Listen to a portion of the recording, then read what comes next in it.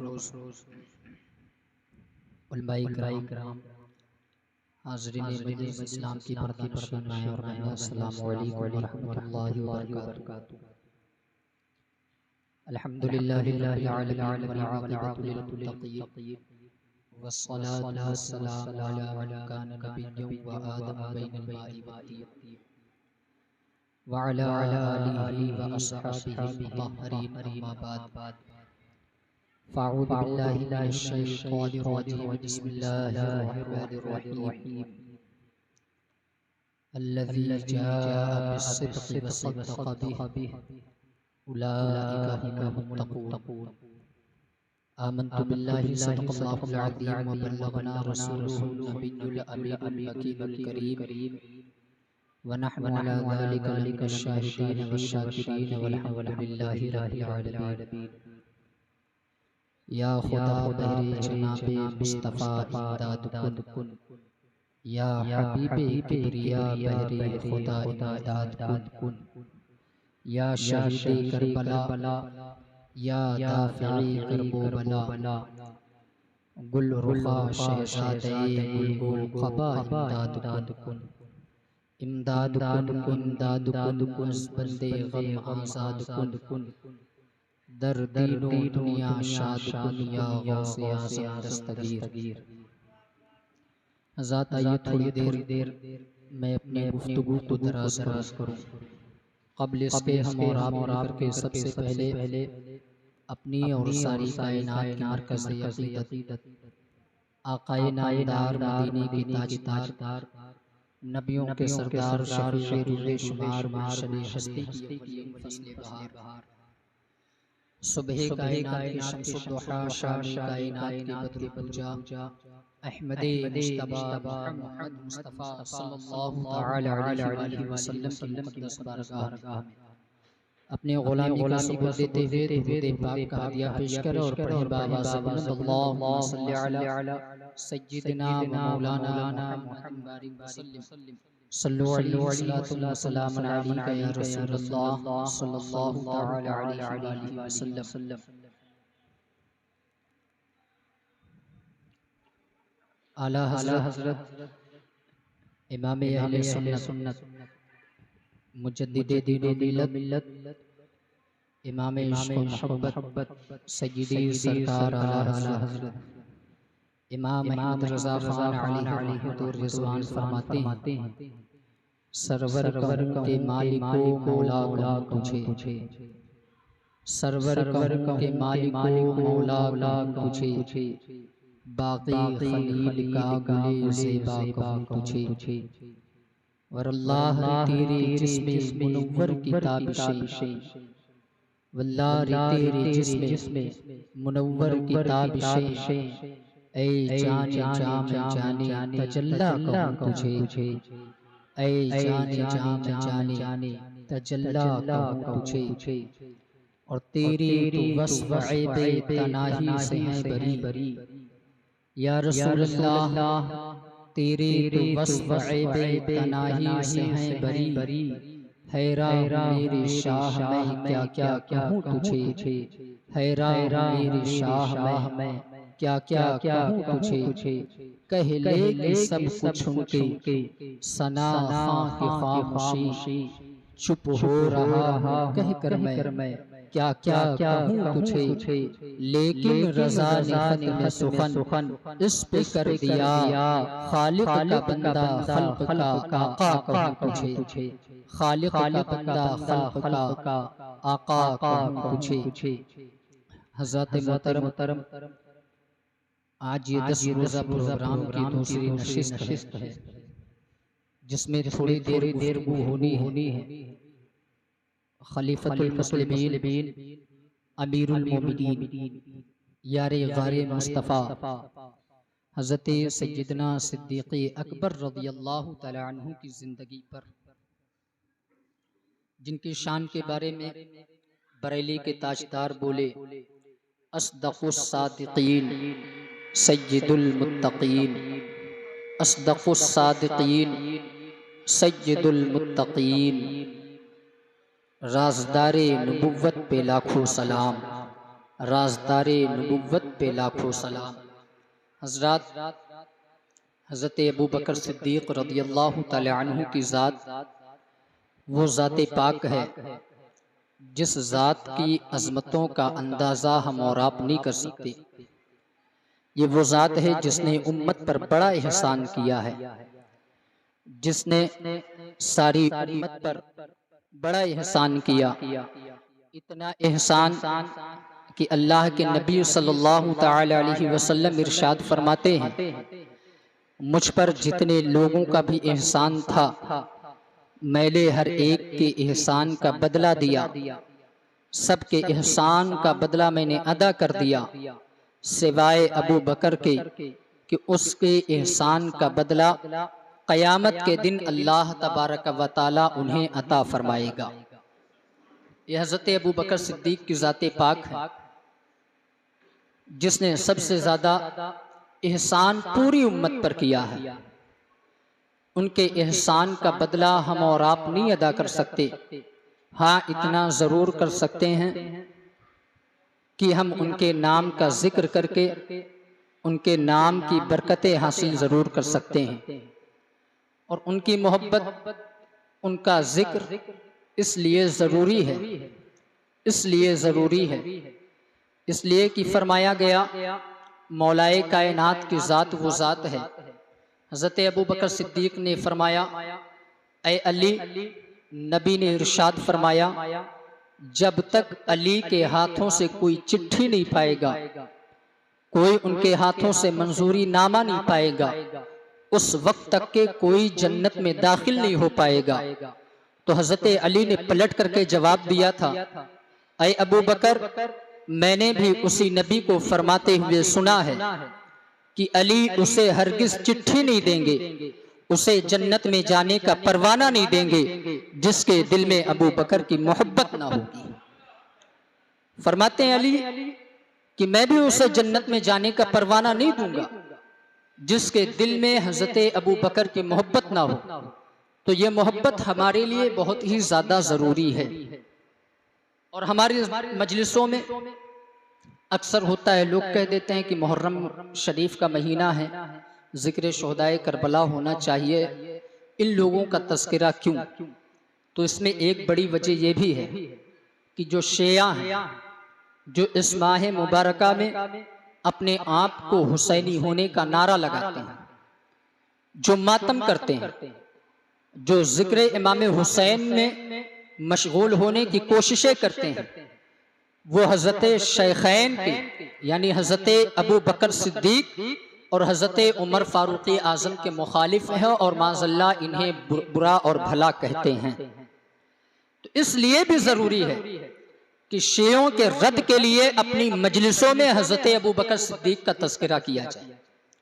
शियों के रद्द के लिए अपनी मजलिसों में हज़रत उमर फ़ारूक़ आज़म का तज़किरा किया जाए, जिससे पता चले हम जहां हुसैन वाले हैं वही हम हज़रत अबू बकर सिद्दीक़ वाले भी हैं और हज़रत उमर फ़ारूक़ आज़म वाले भी हैं, हज़रत उस्मान गनी वाले भी हैं। हमारे दिल में जहां अहले बैत अतहार की मोहब्बत है वही अल्लाह के नबी के तमाम सहाबा की अज़मतें भी हमारे दिल के अंदर है। और जब तक के मुस्तफ़ा के सहाबियों की अज़मतों को इंसान अपने दिल के अंदर ना पाए, उस वक्त तक के वो जन्नत में जाने का हकदार नहीं हो सकता। उस वक्त तक के इंसान जन्नत में जाने का हकदार नहीं हो सकता। इसलिए हज़रत अबू बकर सिद्दीक़ और हज़रत उमर फ़ारूक़ आज़म का तज़किरा भी इस माह मुबारक में शियों के रद्द के लिए निहायत ही ज़रूरी है, ताकि पता चले हम जो ज़िक्र इमाम हुसैन करते हैं हम शिया नहीं है, बल्कि हमारा ताल्लुक़ अहले सुन्नत वल जमाअत से है। हम सबसे ज़्यादा अफजल व आला इस दुनिया में नबियों के बाद अगर किसी को मानते हैं तो वो हज़रत अबू बकर सिद्दीक़ की ज़ात पाक है, उसके बाद हज़रत उमर को मानते हैं, उसके बाद हज़रत उस्मान को मानते हैं, फिर मौलाए कायनात को मानते हैं, उसके बाद तमाम सहाबा को उनके हाल पर छोड़ दिया करते हैं। ये हमारा अकीदा है, ये हमारा अकीदा है। शियों का अकीदा ये है कि हुजूर के बाद सबसे ज्यादा अफजल जो है वो हज़रत मौलाए कायनात की ज़ात है। हज़रत मौला अलैह की अज़मतें अपनी जगह हैं, उनकी जो शान उनकी जो रिफातें, उनके जो मकाम व मर्तबे को हुजूर ने बयान किया वो तमाम अपनी जगह है, लेकिन हजरत अबू बकर सिद्दीक जैसी शान ये किसी को मैसर नहीं आई। मेरे नबी हजरत अबू बकर सिद्दीक के मर्तबे को बयान फरमाते हैं। मुस्तफ़ा एक हदीस के अंदर इरशाद फरमाते हैं कि इस दुनिया के अंदर कोई शख्स ऐसा नहीं हुआ है, ऐसा पैदा नहीं हुआ जिस पर आसमान का सूरज तुलू हुआ हो और वो हजरत अबू बकर से ज्यादा अफजलो आला हो, सिवाय नबियों के बाद सबसे ज्यादा अफजलो आला अगर इस दुनिया के अंदर किसी शख्स को अल्लाह ने पैदा किया है तो वो हजरत अबू बकर सिद्दीक की जाते पाक है। मुस्तफ़ा इरशाद फरमाते हैं एक दूसरी हदीस पाक के अंदर कि हजरत अबू बकर सिद्दीक से ज्यादा अफजलो आला लोगों में कोई नहीं है सिवाय इसके कि अबू बकर नबी नहीं है। वो सिर्फ नबुव्वत के दर्जे पर नहीं है, उसके बाद नबुव्वत के बाद जितने दर्जे आते हैं अल्लाह ने हजरत अबू बकर को तमाम दर्जे अता फरमाए, तमाम दर्जे अता फरमाए। इसलिए शियों के रद्द के लिए हजरत अबू बकर का तज़किरा निहायत ही ज्यादा लाजिम व जरूरी है। और फिर उनके ईमान से, उनके नजरियात से, उनके अफकार से हमें और आपको बहुत कुछ सबक मिलता है। आज ये दौर फितने और फसाद का दौर है, फितने और फसाद का दौर है। अगर आप इंसाफ के साथ अपने जहन पर जोर डालें तो हमें भी पता चलेगा कि आज हम साफ जहनियत के मालिक नहीं रहे। हम अगर किसी की बात सुनते हैं तो हमें महसूस होता है वो सच कह रहा है, किसी और फिरके की बात सुनते हैं तो महसूस होता है वो सच कह रहा है, किसी और फिरके की बात सुनते हैं तो महसूस होता है वो सच कह रहा है। हम किसी एक रास्ते पर मजबूती के साथ नहीं है। लेकिन हजरत अबू बकर सिद्दीक का कामिल ईमान देखिए, उनके नजरियात को आप पढ़ करके देखिए, उनकी फिक्र को आप पढ़ करके देखिए, उनकी जिंदगी के औरात को आप मुताला करके देखिए तो पता चलेगा जितना कामिल ईमान इस कायनात के अंदर तमाम उम्मत मुहम्मदिया में हजरत अबू बकर सिद्दीक का है उतना कामिल ईमान किसी और का नहीं, उतना कामिल ईमान किसी और का नहीं हुआ।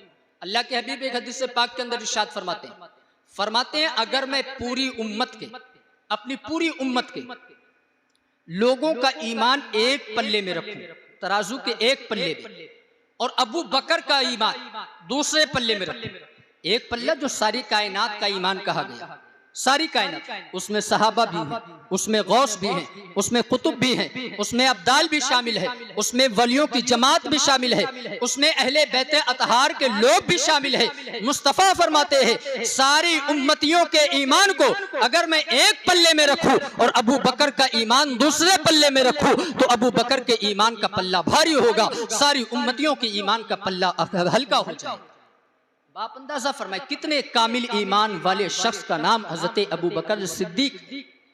आप तारीख पढ़ करके देखिए, ये वो जात है जिसने हर मौके पर ईमान कबूल करने के बाद से जाहिरी दुनिया में विसाल तक के अपने मुस्तफ़ा के हर फैसले को बेचूं चरा कबूल किया, बिला किसी तरद्दुद के, बिला किसी तबसरे के अल्लाह के हबीब के हर फैसले को कबूल किया। कुछ वक्त ऐसे भी आए हैं जहां सहाबा ने सवाल किया हुजूर की बारगाह, एतराज किया मुस्तफ़ा की बारगाह। होता भी ये है कि अगर हमें अपने उस्ताद की कोई बात न समझ में आए तो हम एतराज करते हैं ये ऐसा क्यों। बाप अपने बेटों से बड़ी मोहब्बत करता हो, बड़ी कद्र करता हो, लेकिन अगर बाप की बात उसके जहनो दिमाग में ना बैठे तो बेटा सवाल करता है अब्बा हुजूर ये बात, ये मामला ऐसा क्यों। ये एक फितरी तकाजा है इंसान का, वो पूछता जरूर है। लेकिन आप तारीख पढ़ करके देखें हजरत अबू बकर सिद्दीक ने मुस्तफ़ा का साथ जब से पकड़ा था उसके बाद से अपने जाहिरी विसाल तक के कभी भी मुस्तफ़ा की किसी बात पर एतराज नहीं किया, कभी किसी बात पर नहीं। हजरत उमर फारूक आजम फरमाते हैं एक वक्त ऐसा भी आया सुलह हुदैबिया के मौके पर जब मुस्तफ़ा ने इरशाद फरमाया ऐ मेरे सहाबा एहराम बांधो, चलो काबतुल्लाह शरीफ चलते हैं और उम्रा अदा करते हैं। बड़ा मशहूर मारूफ वाक़या।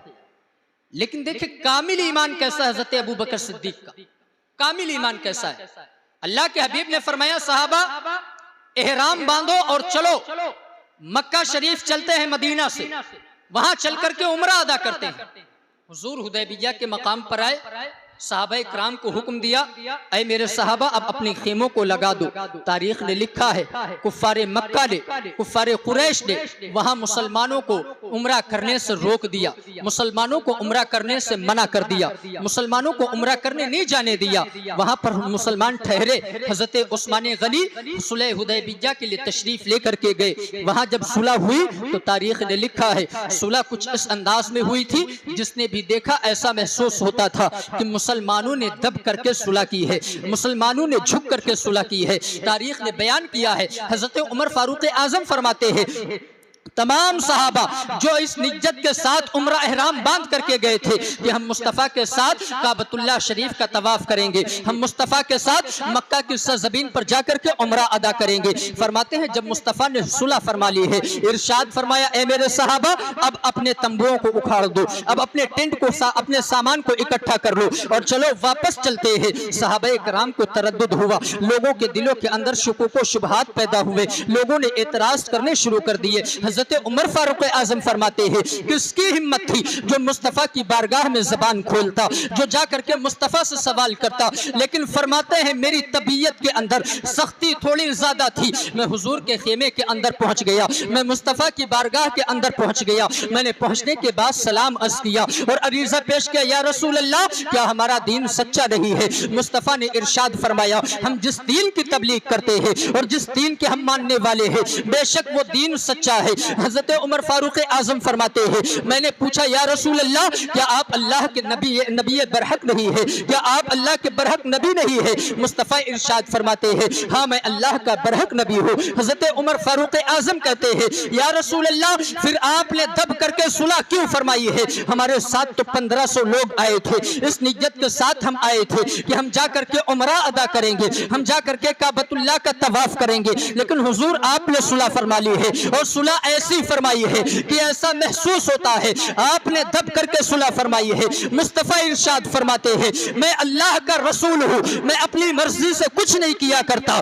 मैं वही करता हूँ जो मेरा मौला मुझे हुक्म दिया करता है, मेरा रब जो मुझे फरमाया करता है मैं उसी पर अमल किया करता हूँ। हजरत उमर फारूक आजम ने वहां से रुखसती इख्तियार फरमाई है, हजरत अबू बकर सिद्दीक की बारगाह में आए हैं। मुस्तफ़ा ने एक और जुमला इरशाद फरमाया था ऐ उमर मैंने उमरा करने के लिए तो कहा था लेकिन ये तो नहीं कहा था उम्रा हम इसी साल करेंगे, चलो ऐसा करते हैं आने वाले साल में हम उम्रा अदा करेंगे। तारीख ने लिखा है हजरत उमर फारूक आजम उठते हैं और उठने के बाद हजरत अबू बकर सिद्दीक के पास आते हैं और आने के बाद अरीज़ा पेश करते हैं ऐ अबू बकर क्या आपको पता चला है अल्लाह के नबी ने कुफारों के साथ सुलह फरमा ली है, सुलह हुदैबिया हो गई है और ऐसा महसूस होता है मुस्तफ़ा ने दब करके सुलह की है, मुस्तफ़ा ने झुक करके सुलह की है। क्या हम इतने कमजोर हो गए हैं? हमने तो बद्र की वादी के अंदर 313 की तादाद में होकर के भी कुफार को धूल चटाई है, हमने तो अहद के मैदान के अंदर भी कुफारे मक्का को शिकस्त दी है,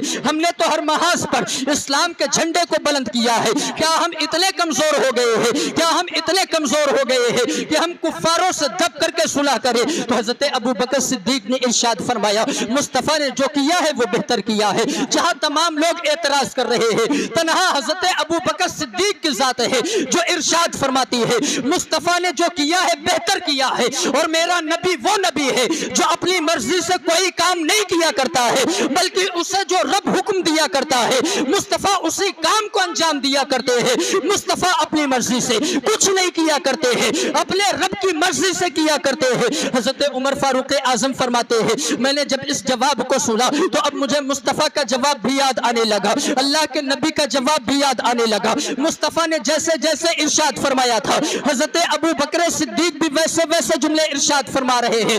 मुस्तफ़ा ने इरशाद फरमाया था ऐ उमर मैंने तो ये नहीं कहा था कि इसी साल बैतुल्लाह का तवाफ करेंगे, इसी साल उम्रा करेंगे, चलो आने वाले साल में उम्रा कर लेंगे। हजरत अबू बकर सिद्दीक भी यही जवाब देते हैं ऐ उमर मुस्तफ़ा ने ये नहीं कहा था इसी साल उम्रा करेंगे, मुस्तफ़ा ने उम्रा के बारे में इरशाद फरमाया था, हो सकता है आने वाले साल में अल्लाह हमें और तुम्हें उम्रे की तौफीक अता फरमा दे और हम मुस्तफ़ा के साथ उम्रा करते रहे। हज़रत उमर फारूक आज़म फरमाते हैं, जब मैंने ये जुमले सुने थे मेरी आंखों से आंसू गिरने लगा और मैंने सोचा था जितना कामिल ईमान अल्लाह ने हज़रत अबू बकर को अता किया है उतना कामिल ईमान किसी और को नहीं अता किया है। इसलिए कि जहां तमाम लोगों के दिलों के अंदर शुकूक व शुबहात थे, तन्हा हज़रत अबू बकर सिद्दीक की जात है जो शुकूक व शुबहात से पाक है, जो मुस्तफ़ा के फैसले पर एतराज नहीं कर रही है बल्कि मुस्तफ़ा ने जो फरमा दिया है वो उस पर अमल करते जा रहे हैं। और आपकी जिंदगी भी यही बताती है कि इस्लाम कबूल करने से लेकर के अपने विसाल तक के आपने मुस्तफ़ा के किसी भी फैसले पर कभी उंगली नहीं उठाई। हज़रत अबू बकर सिद्दीक की जात है। इतना कामिल ईमान उम्मत के अंदर किसी और का नहीं हुआ है और न ही इतनी ज्यादा अफजलो आला शान किसी और ने पाई। ये भी याद रखें, इतनी ज्यादा अफजलो आला शान किसी और ने नहीं पाई। यहाँ हज़रत अबू बकर सिद्दीक ने एक मामला हल कर दिया और उम्मत को सबक दे दिया। मुस्तफ़ा के गुलाम हो तो ऐसे बनो कि मुस्तफ़ा ने जो पैगाम दे दिया, जो हुक्म दे दिया, बेचूं चरा कबूल करो, बिला किसी शक व शुबहा के उस पैगाम को, उस हुक्म को कबूल करो। अगर तुम मुस्तफ़ा के सच्चे गुलाम हो, अगर तुम मुस्तफ़ा के सच्चे गुलाम हो। आज कुछ लोग कहते हैं, मैं साथ में वाज़े भी करता जाऊं कि आज जो ये लोग एतराज करते हैं और इल्ज़ाम लगाते हैं हमारे ऊपर, बदमज़हबों का एक बहुत बड़ा इल्ज़ाम है कि मसलक आला हज़रत ये एक नया अक़ीदा है। आला हज़रत का मसलक ये एक नया अक़ीदा है, ये सहाबा के मसलक से हट करके है। और तारीख उठा करके देखो, मसलक आला हज़रत वही है जो हज़रत अबू बकर सिद्दीक का मसलक, मसलक आला हज़रत वही है जो हज़रत उमर फारूक आज़म का मसलक था। हाँ, इस जमाने के अंदर अपनों और बेगानों के दरमियान इम्तियाज पैदा करने के लिए, पहचान पैदा करने के लिए मसलक आला हज़रत का नाम लिया गया। जिसका चेहरा मसलक आला हज़रत का नारा सुन करके खिल जाए उसे समझ लेना चाहिए कि ये मुस्तफ़ा जाने रहमत का सच्चा गुलाब है, ये सहाबा इकराम का सच्चा मानने वाला है, ये मुस्तफ़ा और सहाबा के रास्तों पर चलने वाला है। और जिसका चेहरा मसलक आला हज़रत का नारा सुनने के बाद बिगड़ जाए तो दुनिया को मालूम हो जाना चाहिए ये मुस्तफ़ा का गद्दार है, ये सहाबा इकराम का गद्दार है। इसलिए कि मुस्तफ़ा के वफादारों का मसलक मसलक आला हज़रत है और मसलक आला हज़रत कोई नया मसलक नहीं है। मसलक आला हज़रत फिर ज़माना जिस मसलक को हम कहते हैं ये वही मसलक है जो हज़रत अबू बकर सिद्दीक का मसलक, हज़रत अबू बकर सिद्दीक का मसलक है। हज़रत अबू बकर सिद्दीक का मसलक क्या था? उनका मसलक ये था, मुस्तफ़ा देते हैं, मुस्तफ़ा अता करते हैं और हमें मांगने में कोई हर्ज नहीं। एक जमात पैदा हुई जिसने कहा मांगना है तो सिर्फ अल्लाह से मांगो, मांगो तो सिर्फ अल्लाह से मांगो, उसी के चाहने से सब होता है, उसी के देने से होता है। ये बुजुर्गाने दीन कुछ नहीं दे सकते। यहां तक कि उन लोगों ने कहा अल्लाह के नबी भी तुम्हें कुछ नहीं दे सकते, अल्लाह के नबी भी तुम्हें कुछ नहीं दे सकते। लेकिन हज़रत अबू बकर सिद्दीक की तारीख को आप पढ़ करके देखिए, तारीख ने लिखा और एक हदीस पाक भी है, कंजुल उम्माल की हदीस पाक है। अल्लाह के हबीब सल्लल्लाहु अलैहि वसल्लम एक दिन हज़रत अबू बकर सिद्दीक को अपनी दाहिनी जानिब और हज़रत उमर फारूक आज़म को अपनी बाई जानिब बिठाते हैं और मुस्तफ़ा ने अपने हाथ को अपने रब की बारगाह में दराज किया। सुने बड़े तवज्जो के साथ, जो ये कहते हैं कि मुस्तफ़ा से कुछ ना मांगो, कुछ ना मांगो। हज़रत अबू बकर सिद्दीक का मसलक है कि मुस्तफ़ा जाने रहमत से मांगो और मुस्तफ़ा अता फरमाते हैं, अल्लाह की अता से मुस्तफ़ा अता करते हैं।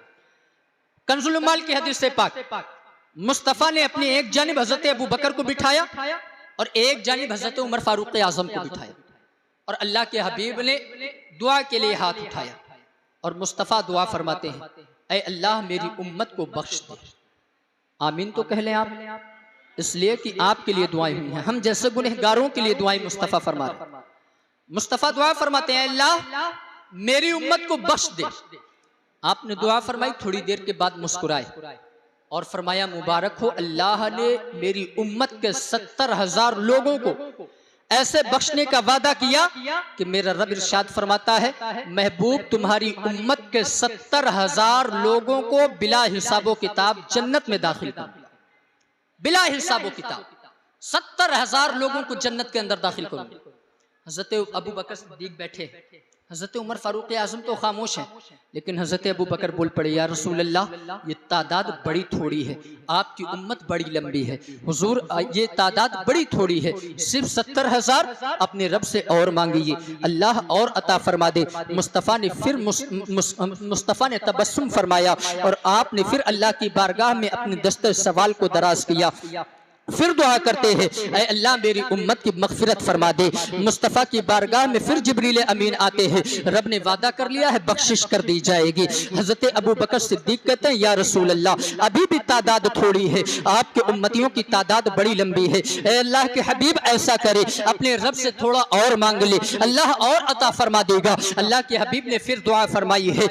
हदीस बड़ी लंबी है, मैं मुख्तसर करता हूँ। मुस्तफ़ा इरशाद फरमाते हैं, जब दुआ फरमा ली है तो एक मर्तबा फिर मुस्तफ़ा इरशाद फरमाते हैं, ऐ अबू बकर मुबारक हो, अल्लाह ने मेरी उम्मत के 4 लाख लोगों को बिला हिसाबो किताब जन्नत के अंदर दाखिल करने का वादा कर लिया है। यानी 4000 ऐसे लोग जो जहन्नम में जाने वाले होंगे, अल्लाह उन्हें बिला हिसाबो किताब जन्नत के अंदर दाखिल फरमाएगा। हज़रत अबू बकर कहते हैं, या रसूल अल्लाह, तादाद अभी भी थोड़ी है, थोड़ा और मांग ले, अल्लाह और अता फरमा देगा। इसलिए कि उम्मतियों की तादाद बड़ी लंबी है, उम्मतियों की फहरिस्त बड़ी लंबी है।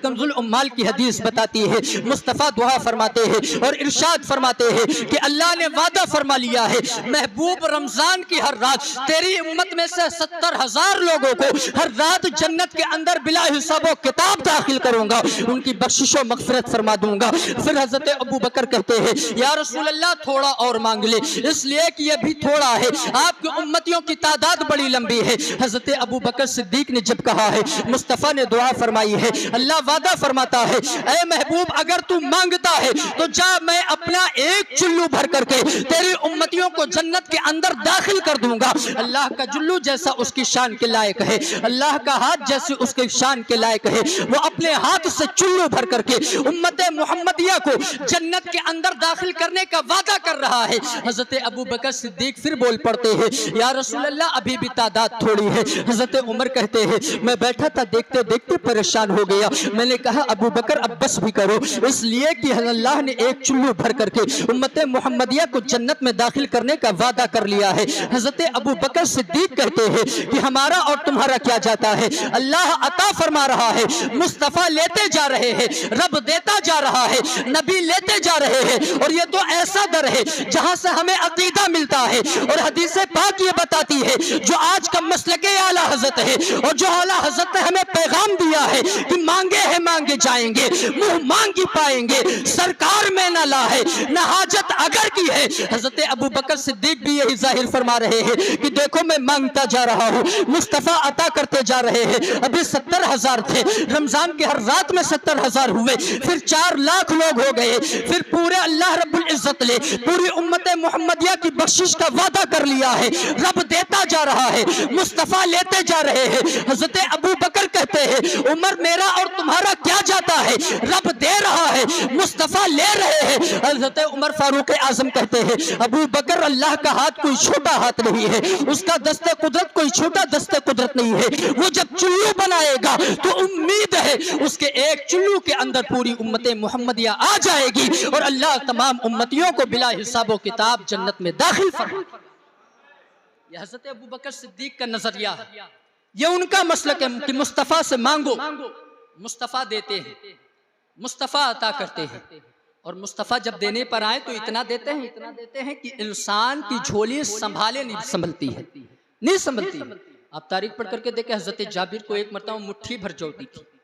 हुजूर ने हज़रत जाबिर को मुट्ठी भर जौ दी थी और इरशाद फरमाया था, जाओ, जिस जगह तुम अपने घर का राशन रखते हो उसी राशन में उस मुट्ठी को जा करके खोलना और देखना नहीं कि क्या दिया है, देखना नहीं क्या दिया।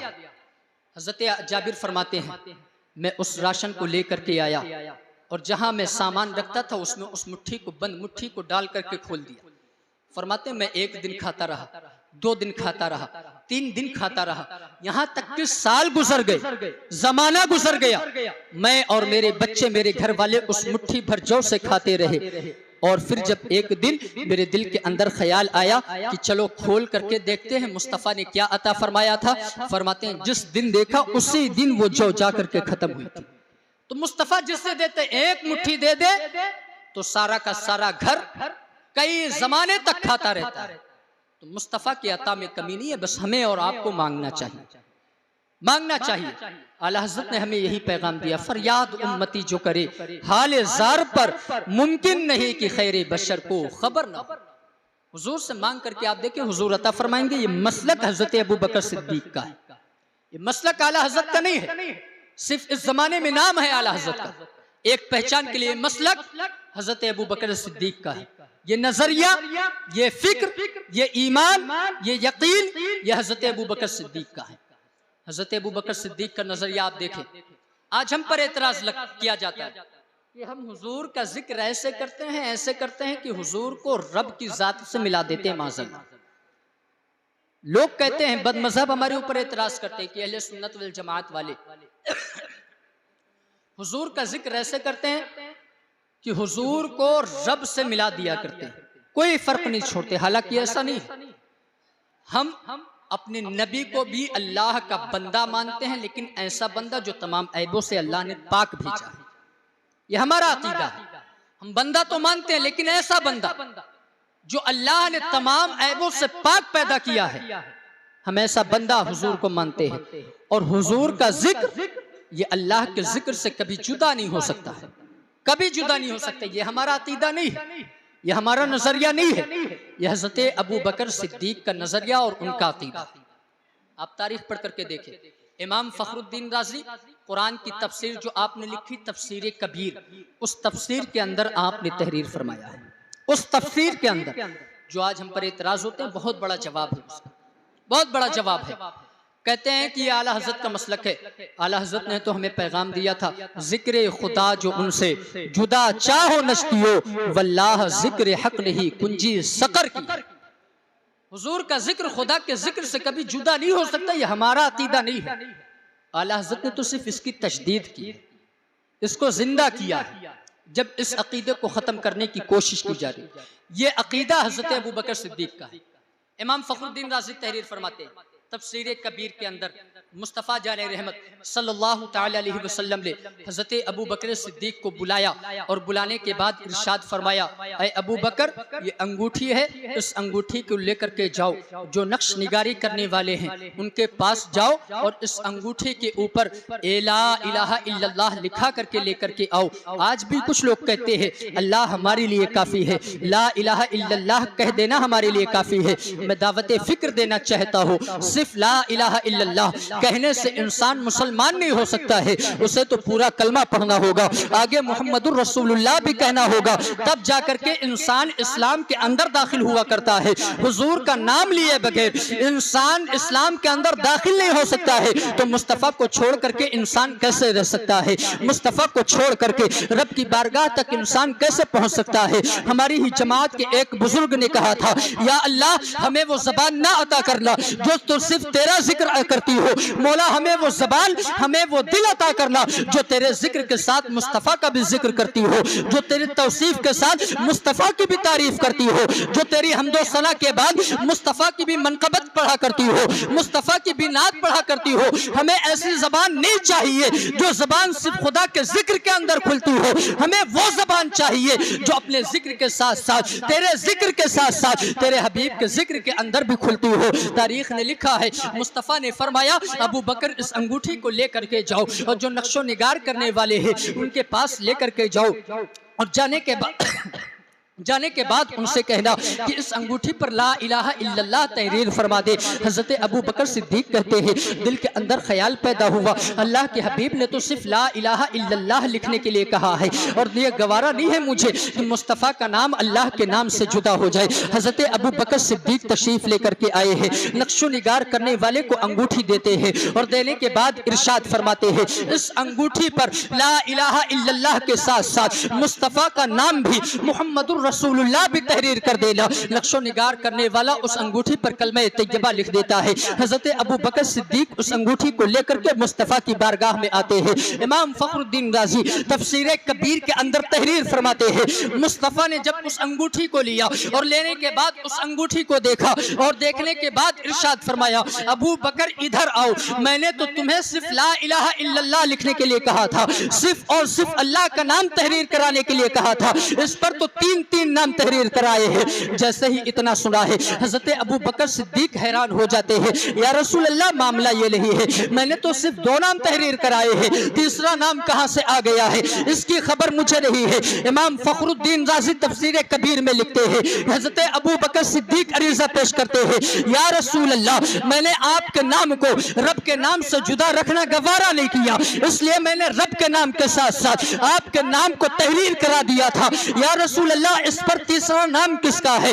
मुस्तफ़ा इरशाद फरमाते हैं, अबू बकर, इस पर तीसरा नाम तेरा लिखा हुआ है, क्या तुमने अपना भी नाम लिखाया है? हजरत अबू बकर सिद्दीक कहते हैं, अल्लाह की इज्जत की कसम, या रसूल अल्लाह, मैंने तो सिर्फ ला इलाहा इल्लल्लाह मुहम्मदुर रसूलुल्लाह लिखाया था, ये मेरा नाम कहां से तहरीर हुआ है मुझे कुछ भी नहीं पता है, इसलिए कि मैं पूरे रास्ते अंगूठी देखता हुआ आया था, इस पर तो सिर्फ 2 ही नाम लिखे थे। या रसूल अल्लाह, जब आपके हुजरे में आया हूं, आपको अंगूठी मैंने दी है, तो इस पर तीसरा नाम कहां से आ गया मुझे नहीं पता है। मुस्तफ़ा मुस्कुरा पड़ते हैं, आपकी आंखों से आंसू छलकते हैं, हजरत अबू बकर सिद्दीक की पेशानी चूमते हैं और उनको अपने सीने से लगा करके कहते हैं, ए अबू बकर, पता है ये नाम तुमने नहीं तहरीर करवाया है, बल्कि जिब्रील अमीन हाज़िर खिदमत है, वो कह रहे हैं इस नाम को उन्होंने अल्लाह के हुक्म से तहरीर किया है। उसकी वजह यह है, जब तुमने ये नहीं गवारा किया कि मेरा नाम अल्लाह के नाम से जुदा रखा जाए, तो रब को भी यह गवारा ना हुआ कि तेरा नाम मेरे नाम के साथ जुदा कर दिया जाए।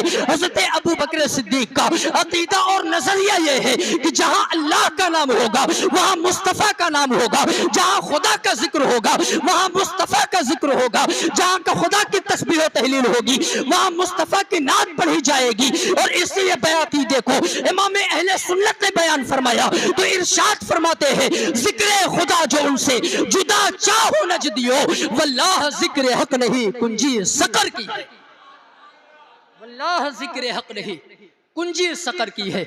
यह अकीदा जो मसलक आला हज़रत का है, आला हज़रत ने हमें और आपको दिया कि मुस्तफ़ा का जिक्र खुदा के जिक्र से कभी अलग नहीं हो सकता, जुदा नहीं हो सकता है। ये एक ऐसा जिक्र है जो अल्लाह ने अपने साथ शामिल कर लिया है। हदीस कुदसी के अंदर है, हदीस कुदसी वो होती है जो अल्लाह खुद इरशाद फरमाए और मुस्तफ़ा ने उससे लोगों के सामने बयान किया, जिसका तज़किरा कुरान में तो ना हो लेकिन हदीस में हो, मुस्तफ़ा ने फरमाया हो, अल्लाह ने बयान फरमाया। हदीस कुदसी है, अल्लाह इरशाद फरमाता है, महबूब, मैंने तुम्हारे जिक्र को अपना जिक्र बना लिया, जो तेरा जिक्र करेगा वो मेरा जिक्र करेगा, और जो तेरा जिक्र नहीं करेगा वो मेरा जाकिर कभी नहीं हो सकता है। जो तेरा जिक्र ना करे, तेरे जिक्र से गाफिल हो, वो मेरा जाकिर कभी नहीं हो सकता है। हजरत साद इब्न अबी वक़ास हदीस पाक की रिवायत फरमाते हैं, हजरत अबू बकर सिद्दीक की ज़ात पाक और हुजूर के साथ मोहब्बत का अंदाजा करें। फरमाते हैं, एक दिन सहाबाए किराम बैठे हुए थे, रिवायत कौन कर रहे हैं? हजरत साद इब्न अबी वक़ास इस हदीस को रिवायत करते हैं। ये वो साद इब्न अबी वक़ास हैं जिन्होंने मजहब इस्लाम की खातिर राह खुदा में पहला तीर पूरे मुसलमानों की जानिब से चलाया। ये वो जात है हजरत साद इब्न अबी वक़ास।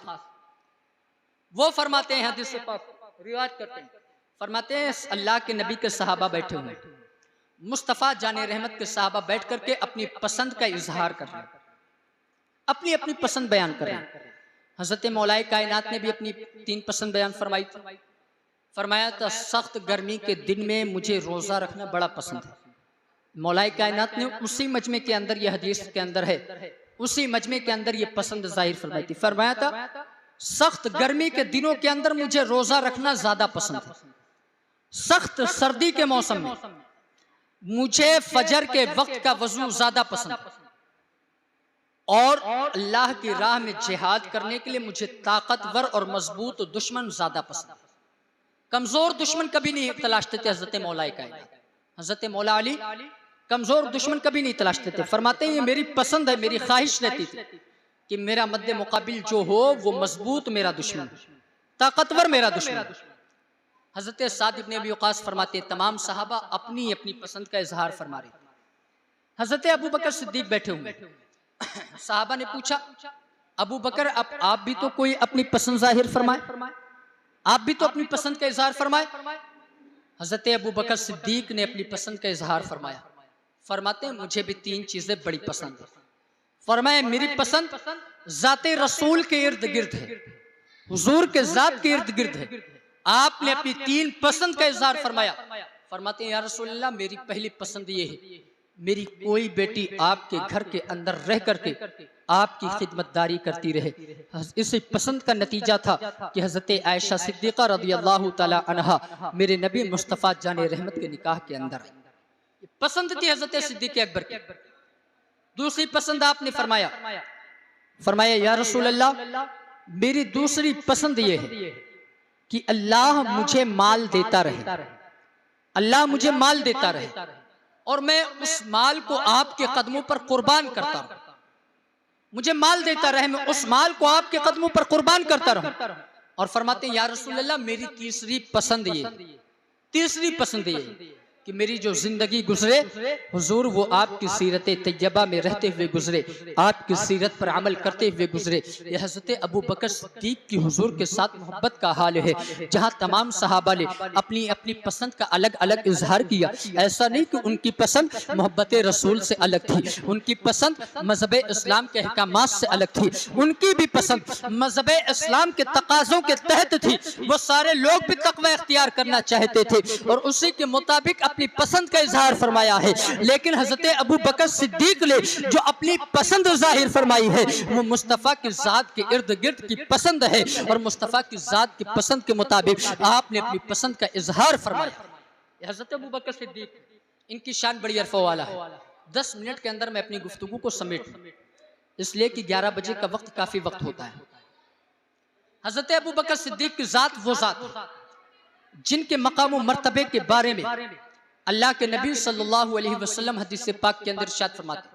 हजरत आयशा सिद्दीक़ा रज़ियल्लाहु तआला अन्हा हदीस पाक को रिवायत फरमाती है मुस्तफ़ा जाने रहमत इरशाद फरमाते हैं अल्लाह के हबीब ने इरशाद फरमाया अबू बकर तुम दुनिया में भी मेरे साथी हो और आखिरत में हौज़े कौसर पर भी मेरे साथ रहो। बहुत बड़ी फजीलत की बात है। हजरत अबू बकर सिद्दीक से मुस्तफ़ा ने फरमाया अबू बकर तुम दुनिया में भी मेरे साथी हो और आखिरत के मैदान में भी क़यामत के दिन हौज़े कौसर पर भी तुम मेरे साथ रहोगे। और फिर इनकी अजमतों का हाल ये है, हज़रत अबू क़तादा रज़ियल्लाहु तआला अन्हु हदीस पाक को रिवायत फरमाते हैं और दूसरे सहाबियों से भी यह हदीस पाक मरवी है। हज़रत अबू हुरैरा ने भी इस हदीस पाक को रिवायत फरमाया है।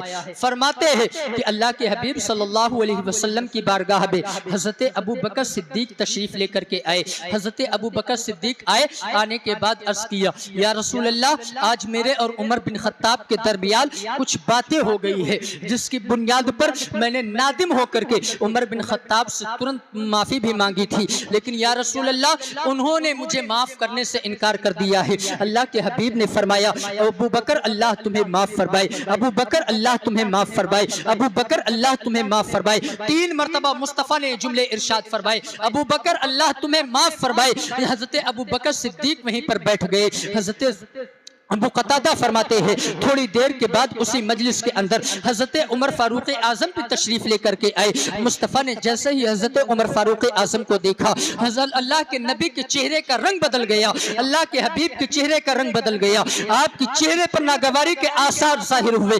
मुस्तफ़ा ने अपने चेहरे को फेर लिया। हजरत उमर फारूक आजम सलाम करके बैठ गए और बैठने के बाद अरीज़ा पेश करते हैं या रसूल अल्लाह मुझसे बड़ी खता हुई है, मैंने अबू बकर को माफ नहीं किया है। अल्लाह के हबीब ने जैसे ही इतना सुना आप मिंबर पर तशरीफ लेकर के गए और आपने इरशाद फरमाया ऐ लोगों तुम्हें पता नहीं है जिस वक्त मैं अल्लाह की जानिब से इस दुनिया में मबऊस किया गया था मैंने अपनी नबुव्वत और रिसालत का ऐलान किया था। ऐ लोगों तुमने मेरी तस्दीक नहीं की थी, तुमने मुझे झुटलाया था। मेरे दोस्त अबू बकर ने मेरी तस्दीक की थी, इन्होंने सबसे पहले मेरी तस्दीक की है और मुझे पता है। दूसरी रिवायत के अंदर है हजरत अकील के साथ भी कुछ मामलात हुए थे तो मुस्तफ़ा ने इरशाद फरमाया था, ऐ लोगों तुम मेरे दोस्त को मेरी खातिर छोड़ दो, इसलिए कि मैं देख रहा हूँ तुम्हारे घरों पर अंधेरा है, तुम्हारे दरवाजों पर जुल्मत का अंधेरा है, लेकिन अबू बकर के दरवाजे पर नूर की बरसात हो रही है।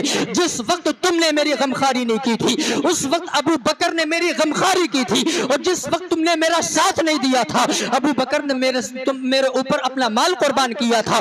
जिस वक्त तुम लोगों ने मुझे झुटलाया था उस वक्त मेरे दोस्त ने मेरी तस्दीक फरमाई थी, और मुस्तफ़ा ने इरशाद फरमाया था, ऐ लोगों मेरे अबू बकर को कुछ ना कहा करो, मेरे अबू बकर को मेरी खातिर छोड़ दिया करो, इसलिए कि मैं उसका वाली हूँ, मैं उसका हामी और नासिर हूँ। हज़रत अबू बकर सिद्दीक़ रज़ियल्लाहु तआला अन्हु की ज़ात पाक है जिसके मकाम और मर्तबे का अंदाजा कोई नहीं कर सकता। हज़रत आयशा सिद्दीक़ा हदीस पाक को रिवायत फरमाती है 14वीं चांद की रात है, मुस्तफ़ा मेरी गोद के अंदर सर रख करके आराम कर रहे हैं, अल्लाह के हबीब मेरी गोद के अंदर अपने सर को रख करके लेटे हुए हैं। मुस्तफ़ा की ये शरीक हयात फरमाती है, हज़रत आयशा सिद्दीक़ा फरमाती है, मैंने अल्लाह के नबी की बारगाह में अर्ज़ किया आसमान पर चमकते हुए सितारों को देख करके, या रसूल अल्लाह ये आसमान पर जितने बिखरे हुए सितारे हैं क्या इतनी किसी बंदे की नेकियां भी हो सकती है? मुस्तफ़ा इरशाद फरमाते हैं, हाँ हाँ इतनी नेकियां अल्लाह के एक बंदे की है। हज़रत आयशा सिद्दीक़ा कहती है, मेरे दिल के अंदर ख्याल पैदा हुआ मुस्तफ़ा नाम लेंगे तो मेरे बाप अबू बकर का नाम लेंगे, लेकिन मैंने पूछा या रसूल अल्लाह इस आसमान के सितारों के बराबर नेकियां किसकी है? तो मुस्तफ़ा इरशाद फरमाते हैं, आसमान के सितारों के बराबर नेकियां हज़रत उमर फारूक आज़म की है। हज़रत आयशा सिद्दीक़ा फरमाती है, जब मैंने उमर का नाम सुना तो मुझे बड़ा ताज्जुब हुआ, मैंने अर्ज़ किया या रसूल अल्लाह अगर आसमान के सितारों के बराबर नेकियां हज़रत उमर फारूक आज़म की है तो मेरे बाप की नेकियां कहाँ चली गई? मेरे बाप की नेकियों का हाल क्या है? अबू बकर की नेकियों का मामला क्या है? मुस्तफ़ा इरशाद फरमाते हैं, हज़रत उमर की सारी जिंदगी की सारी नेकियां अबू बकर की एक नेकी के बराबर है, यानी हज़रत उमर फारूक आज़म ने जितनी नेकियां की है वो तमाम नेकियां हज़रत अबू बकर सिद्दीक की एक नेकी के बराबर है। और यही वजह है, आप तारीख पढ़ करके देखें, हज़रत उमर फारूक आज़म का दरबार लगा हुआ है, हज़रत अबू बकर सिद्दीक का तस्करा होने लगा, हज़रत अबू बकर का सिद्दीक का तस्करा हुआ, हज़रत उमर की आंखों से आंसू गिरने लगे। लोगों ने पूछा अमीरुल मोमिनीन रोने की वजह क्या है, आखिर आप क्यों रोए हैं? तो हज़रत उमर फारूक आज़म फरमाते हैं, अल्लाह ने अबू बकर को बड़ा रुतबा अता किया था, उसकी नेकियां बहुत बड़ी बड़ी थी। आपने इरशाद, काश मेरे पास जिंदगी की नेकी ना होती, अबू बकर की एक रात और एक दिन की ना मेरे पास हो। कहते हैं हज़रत उमर फारूक आज़म से पूछा गया वो एक दिन और एक रात की नेकी कौन सी है? हज़रत उमर कहते हैं एक दिन की नेकी, एक रात की नेकी तो वो है जब गारे हिरा के अंदर मुस्तफ़ा जाने रहमत के साथ अल्लाह के हबीब का ये दीवाना, अल्लाह के हबीब का ये सच्चा दोस्त आपके साथ गार के अंदर था और अपने कपड़ों को फाड़ करके सुराख बंद कर रहा था, अपने कपड़ों को फाड़ करके सांप के सुराखों को बंद कर रहा था, और जब एक सुराख बच गया था उस सुराख पर अपनी एड़ी को रखा था और मुस्तफ़ा उसकी गोद में आराम कर रहे थे, और एक सांप ने उसकी एड़ी के अंदर काटा था और उसकी आंखों से आंसुओं के सैलाब गिरे थे जो मुस्तफ़ा के चेहरे पर गिरे थे। तो हज़रत अबू बकर सिद्दीक से मुस्तफ़ा ने पूछा था, अबू बकर बताओ मामला क्या है, तुम्हें किस चीज ने रुलाया है? अबू बकर ने अरीज़ा पेश किया था, या रसूल अल्लाह मुझे किसी मोज़ी जानवर ने काट लिया है। मुस्तफ़ा ने अपना लुआब दहन लगाया था और हज़रत अबू बकर सिद्दीक उस लुआब दहन की वजह से शिफा पा गए थे। फरमाते हैं उस एक रात की नेकी जो अल्लाह ने गारे सौर के अंदर मुस्तफ़ा जाने रहमत के साथ रहने की बुनियाद पर हज़रत अबू बकर सिद्दीक को अता फरमाई थी, काश वो नेकी मेरे पास होती, अगरचे सारी जिंदगी की नेकियां मेरे पास ना होती। और फिर फरमाते हैं एक दिन की वो नेकी जब मुस्तफ़ा का ज़ाहिरी विसाल हुआ था, मुस्तफ़ा जाने रहमत इस दुनिया से तशरीफ ले गए थे और ज़कात देने वालों के मुनकिरों की एक जमात निकली थी, इस्लाम से मुर्तद होने वालों की एक जमात थी जिसके खिलाफ हज़रत अबू बकर सिद्दीक ने जंग करने का इरादा जाहिर फरमाया और आपने जंग करने का लोगों को हुक्म दिया था और मुनकिरीन ज़कात के खिलाफ आपने जिहाद का ऐलान किया था। उस एक जिहाद के बदले में अल्लाह ने जो नेकी अता फरमाई थी अबू बकर सिद्दीक को, काश वो ये दो नेकियां मेरे पास होती और मेरी सारी जिंदगी की नेकियां अबू बकर के पास होती। तो मैं अपने ऊपर फख्र महसूस करता। हजरत अबू बकर सिद्दीक की अजमतों का अंदाजा कोई नहीं कर सकता। उनकी अजमतों का हाल तो ये है, उन मुस्तफ़ा के साथ इश्क का मामला तो ये है। मुस्तफ़ा ने अपने इंतकाल से 3 दिन पहले, ज़ाहिरी वसाल से 3 दिन पहले, हजरत उसामा बिन ज़ैद को एक लश्कर दे करके मुल्क शाम की जानिब रवाना फरमाया था। वो लश्कर थोड़े ही दूर गया था, हुजूर के विसाल की खबर आ गई थी, लश्कर ठहर गया था। हुजूर के विसाल के बाद जब लोग मुर्तद हो गए, लोग मदीने के ऊपर हमला करने की कोशिशें करने लगे, तो लोगों ने मशवरा दिया था, ऐ अबू बकर, बेहतर यह है कि जो लश्कर मुस्तफ़ा ने रवाना किया था उस लश्कर को वापस बुला लिया जाए, वरना लोग मदीने के ऊपर हमला करेंगे और मदीने की ईंट से ईंट बजा दी जाएगी, यहाँ के लोगों के जानो माल को नुकसान पहुंचाया जाएगा। लेकिन जब लश्कर इस्लाम होगा तो वो लोग मदीने का दिफा करेगा। हजरत अबू बकर सिद्दीक ने इश्क मोहब्बत वाला जवाब दिया था। आपने इरशाद फरमाया था, अबू बकर ये तो गवारा कर सकता है कि इसके जिस्म की एक एक बोटी को नोच लिया जाए, इसकी जान और माल को नुकसान पहुंच जाए, मदीने की ईंट से ईंट बजे तो बच जाए, लेकिन अबू बकर की ये मजाल नहीं हो सकती है कि जिस लश्कर को मुस्तफ़ा ने अपने हाथों से अलम दे करके रवाना किया हो, अबू बकर उस लश्कर को रोक ले। मुस्तफ़ा ने जिस लश्कर को रवाना कर दिया है वो लश्कर जा करके रहेगा। अब अगर मुसलमानों की जानो माल का नुकसान होता है तो होता रहे। ये इश्क है हजरत अबू बकर सिद्दीक का मुस्तफ़ा की जात के साथ, और इसी इश्क का सिला था। जब आपका विसाल हुआ है तो तारीख ने लिखा है, हज़रत आयशा सिद्दीक़ा रज़ियल्लाहु तआला अन्हा आपके पास बैठी हुई है। 15 दिन आप अलील रहे थे और आपको जो सांप ने गारे सौर के अंदर काटा था वही जहर आखिरी ज़माने में आपके ऊपर तारी हुआ था, और उसे जहर की शिद्दत की बुनियाद पर आप इस दुनिया से तशरीफ़ लेकर के गए थे। तारीख़ ने लिखा है, हज़रत आयशा सिद्दीक़ा ने फरमाया, जब मेरे बाप के विसाल का वक्त करीब आया तो मेरे बाप ने मेरे सीने से टेक लगाया और पूछा था, ऐ मेरी बेटी बता, जिस दिन मेरे नबी का इंतकाल हुआ था वो दिन कौन सा था? हज़रत आयशा सिद्दीक़ा कहती है, ऐ मेरे अब्बा जान, वो दिन पीर शरीफ का दिन था, सोमवार का दिन था। मुस्तफ़ा जाने रहमत का ये आशिक मुस्कुरा करके कहता है, ऐ मेरी बेटी, आज कौन सा दिन है जिस दिन मैं दुनिया से जा रहा हूँ? हज़रत आयशा सिद्दीक़ा कहती है, ऐ मेरे अब्बा जान, आज का दिन भी पीर शरीफ का दिन है। हज़रत अबू बकर सिद्दीक़ कहते हैं, मेरी बेटी ज़रा ये तो बता, मुस्तफ़ा इंतकाल के वक्त कैसे लेटे थे? हज़रत आयशा सिद्दीक़ा कहती है, मेरे बाबा जान, जिस तरह से आप लेटे हुए हैं उसी तरीके से अल्लाह का आखिरी नबी भी लेटा हुआ था। हज़रत अबू बकर सिद्दीक अपने इंतकाल के वक्त पूछते हैं, ऐ मेरी बेटी बता, तेरे उन मुस्तफ़ा की ज़बान पर आखिरी कलिमात और आखिरी जुमले क्या थे? हज़रत आयशा कहती है, ऐ मेरे बाबा जान, आप जो कुछ भी फिक्र कर रहे हैं वही फिक्र मुस्तफ़ा की ज़बान पर थी, वही फिक्र मुस्तफ़ा के ज़बान पर भी थी, वही कलिमात मुस्तफ़ा के ज़बान पर भी थे। हज़रत अबू बकर सिद्दीक मुस्कुरा पड़ते हैं। हज़रत आयशा पूछती है, ऐ मेरे बाबा जान, आखिर इस वक्त ये तमाम बातें पूछने का मामला क्या है?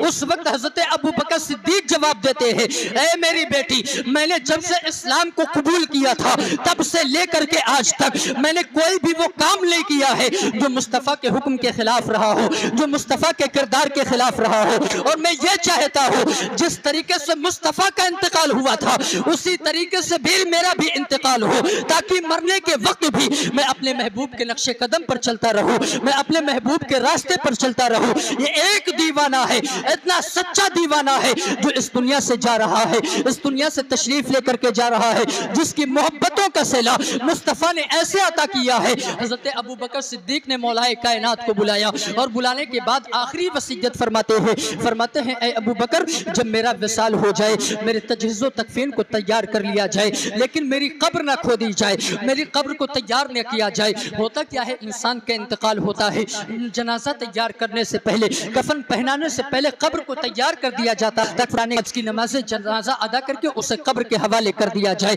आप हज़रत अली से फरमाते हैं, ऐ अली, तुम ऐसा करना, मुझे तजहीज़ो तकफीन करना, मेरे जनाजे को तैयार कर देना, लेकिन कब्र ना तैयार करना, कब्र ना खोदना, मेरा जनाजे को उठाना और मुस्तफ़ा के हुजरे के पास लेकर के जाना, जिस हुजरे के अंदर अल्लाह का आखिरी नबी आराम कर रहा है उस हुजरे के पास लेकर के जाना और वहाँ जनाजा रखने के बाद अल्लाह के हबीब की बारगाह में अरीज़ा पेश करना, या रसूल अल्लाह अबू बकर हाजिर है और हाजिर होने की इजाजत चाहता है, अगर दरवाजा खुद ब खुद खुल जाए, मुस्तफ़ा इजाजत अता फरमा दे तो वही मुस्तफ़ा के पहलू में मुझे दफन कर देना।